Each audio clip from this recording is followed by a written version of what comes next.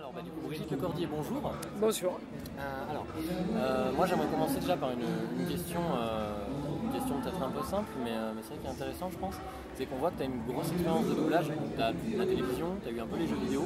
Ouais. Il y a quand même des noms connus dedans, donc il y a notamment Dragon Ball, Oui. pourquoi tu es là principalement. Des jeux comme The Witcher, Heavy Rain, Mon oncle Charlie, oui. Oui. Moi ce que j'aimerais savoir, c'est quelle a été ton expérience préférée, que ce soit juste en termes d'enregistrement ou même d'ambiance, celle que tu as préférée, ou s'il y en a peut-être plusieurs dedans. En fait, c'est mes deux amours, c'est Dragon Ball, parce que j'y ai passé 20 ans avec les mêmes personnes et c'est une vraie équipe. Patrick Borg, Éric Legrand, Céline Mansara, Philippe Ariotti, Marc Lesser. On est vraiment des vrais amis. Et puis j'ai adoré Oui Oui aussi, parce que c'est Patrick Préjean et Evelyne Grandjean avec qui on a eu la même compagnie pendant aussi 20 ans, quoi. C'est rare les produits qui durent autant. Donc du coup, ça crée des liens et c'était vraiment des très bons moments. Toujours très heureux de se retrouver, voilà. Ok. Alors justement, comme on parle de doublage, c'est au final un métier de doubleur qui est présent partout dans la vie de tous les jours, parce que on l'a pour toutes nos séries ou autres, mais mine de rien c'est quand même assez méconnu, parce qu'on ne connaît pas énormément de doubleurs, pas tant que ça. Et toi, qu'est-ce qui t'a amené peut-être à faire ce métier plutôt qu'un autre? Et en fait, c'est pas un métier. C'est ça le truc. C'est qu'en fait, nous, on est des comédiens. Et quand on joue la comédie, on la joue sur scène, on la joue au cinéma, on la joue à la télévision. Et aussi, on prête aussi notre voix dans des choses radiophoniques, dans des dramatiques radiophoniques, ou bien dans des films pour le doublage. Donc nous ne sommes pas des doubleurs, nous sommes des comédiens de doublage. Les doubleurs, ce sont nos patrons, en fait. Et voilà quoi, donc c'est un métier méconnu, mais c'est un morceau du métier de comédien. C'est-à-dire que les comédiens, quels qu'ils soient, sont amenés un jour à faire du doublage ou utiliser leur voix pour faire de la pub ou pour faire de la radio ou pour faire une voix dans un film. Voilà. Alors justement, on dit sur le doublage, on voit donc, on va y arriver. On n'entendra pas trop Bioman au fond. C'est les imprévus de fin de convention. Oui, du coup, sur le doublage, moi c'est vrai que j'ai l'impression que l'impression qui ressort, c'est que depuis qu'on a accès à Internet, que ça a popularisé le téléchargement légal ou non, on a accès aux films, aux séries qu'on regarde en version originale. Et souvent, j'ai l'impression que les gens disent la version originale c'est mieux que la version française. Après, chacun a ses torts, ses raisons. Mais est-ce que, justement, je pense qu'il y a une adaptation quand même qui a dû être faite de ton côté quand il y a eu ça qui est arrivé. Est-ce qu'il y a peut-être des exigences qui sont un peu plus dures, et comment tu peux arriver, toi, en tant que doubleuse, à satisfaire un maximum l'audience qui est visée, en fait? En fait, ça dépend pas de nous, ça. Nous, quand on arrive dans un studio, en fait, le texte, il est déjà fait. Et il peut arriver qu'on se dise cette phrase elle est mal ficelée, on va la dire autrement, etc. Mais en fait on ne peut pas passer notre temps à changer tout le texte et à dire ce qu'on veut. De temps en temps, et c'est arrivé d'ailleurs dans Dragon Ball quand il y a eu Nuage Magique ou Kamehameha par exemple, c'est des choses que nous avons apportées parce que ce qu'on nous faisait dire c'était pas génial et je sais pas pourquoi ça est sorti plus qu'autre chose, quoi. Mais en règle générale, nous, comédiens, quand on arrive en studio, le texte est déjà fait, l'adaptation est faite.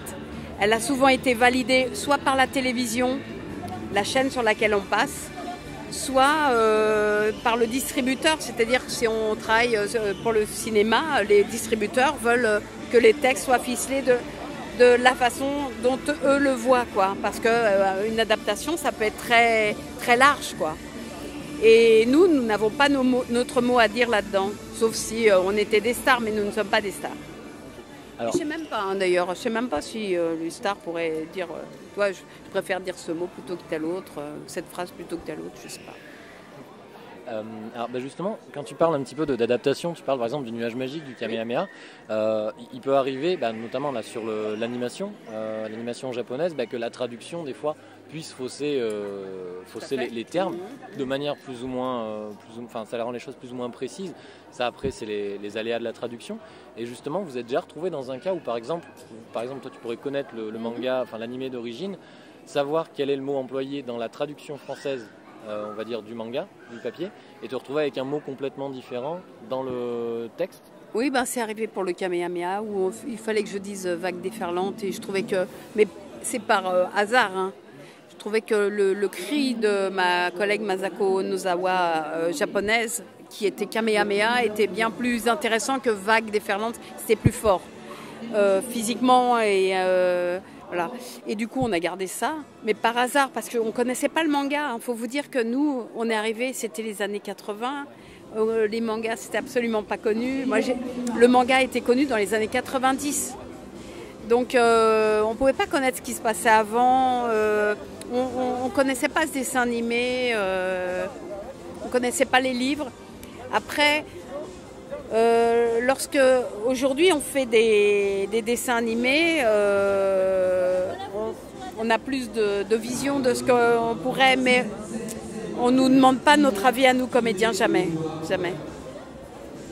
Alors, je connais ce générique. Ah oui, là on le reconnaît, oui, c'est le premier générique. C'est vrai que d'ailleurs c'était en plus l'époque où les génériques étaient encore traduits en français, oui, chose qui se fait quasiment plus aujourd'hui. Absolument, oui. D'ailleurs, je le regrette assez. J'aimais bien les génériques où on pouvait chanter, parce que là, ce qui est génial dans ces conventions, c'est qu'il y a des dizaines et des dizaines de personnes qui peuvent chanter ensemble un générique et c'est nostalgique et c'est génial.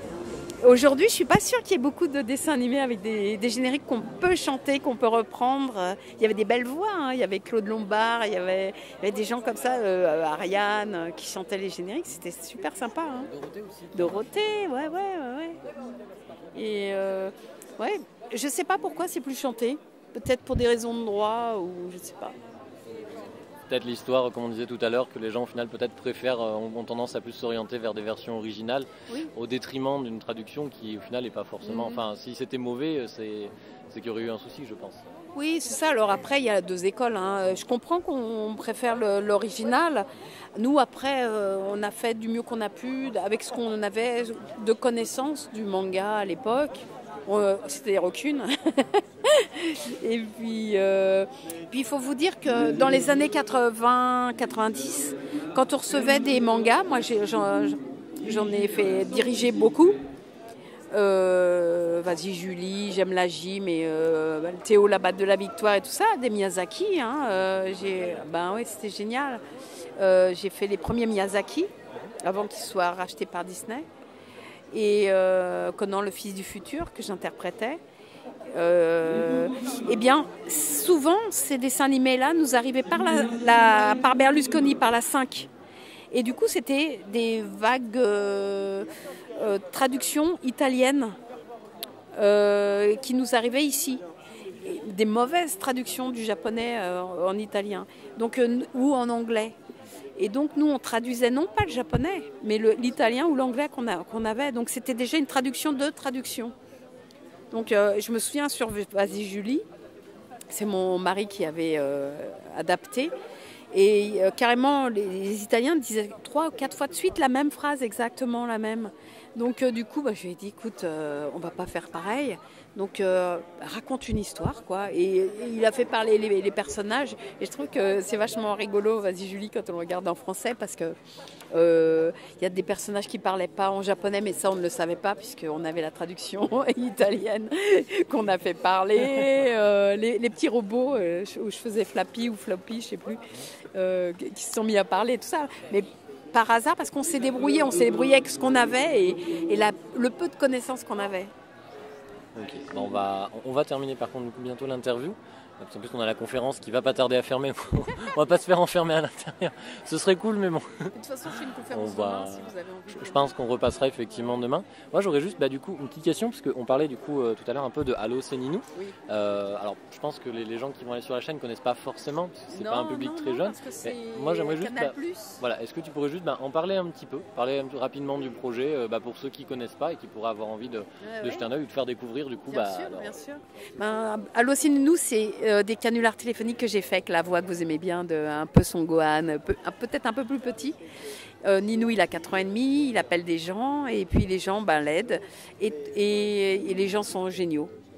Et ça a été mis en dessin animé grâce à Normal Productions et ça a été acheté par Canal+, diffusé sur Canal+, et il y a 3-4 épisodes qui passent sur YouTube. Moi, j'ai fait une page Facebook et j'ai besoin, mais c'est assez important pour moi, j'ai besoin qu'on like la page Facebook et qu'on aille regarder les vidéos. Et bien sûr qu'on les like aussi si on les aime. Mais j'ai vraiment besoin du soutien sur cette page. Et donc, si vous pouvez le faire diffuser, le partager, etc., si vous aimez, bien sûr, ça serait bien. C'est un petit personnage que j'adore.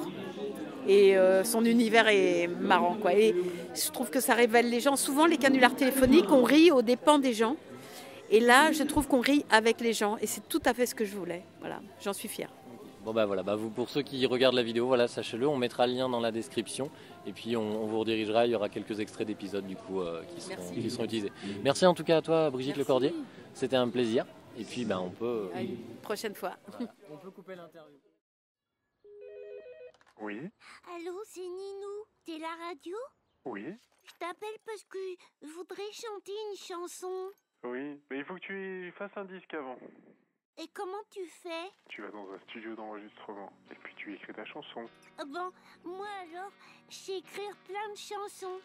Tu veux que je t'en écris? Oui, tu me les envoies par internet? Non, je te la chante là. Oh, j'ai pas trop le temps là. Oh, t'aimes pas?